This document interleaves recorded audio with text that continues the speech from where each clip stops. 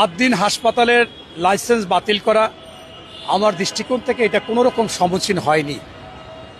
আমি যদি আমার হাতে ক্যান্সার হয় আমি হাতের চিকিৎসা করব, আমার যদি পায়ে ক্যান্সার হয় পায়ে চিকিৎসা করব, আমার যদি নাকের সমস্যা হয় নাকের চিকিৎসা করব। তার মানে আমার মাথাও কেটে ফেলতে পারি না বা আমি আত্মহত্যাও করতে পারি না বা আমাকে শেষ করে দিতে পারি না।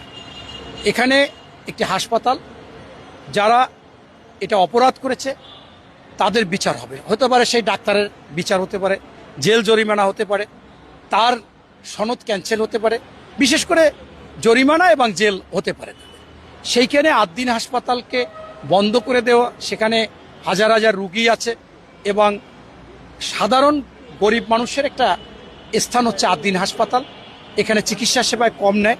আমি যেহেতু একজন জনগণের প্রতিনিধি হতে চাই, কাজবাজ করতে চাই, সেই ক্ষেত্রে আমি অনেকেই সাজেস্ট করি যে এখানে গেলে আপনি কমে চিকিৎসা করতে পারবেন।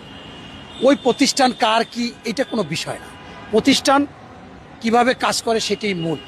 তাই আমি মনে করি যে এই আদ্দিন হাসপাতালের লাইসেন্স বাতিল করা কোনো রকম সম্মুখীন হয়নি।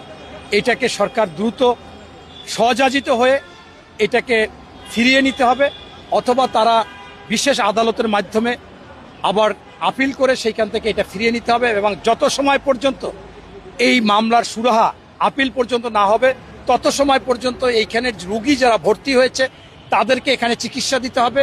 এমন হতে পারে যে আর কোনো নতুন রুগী ভর্তি নিবে না।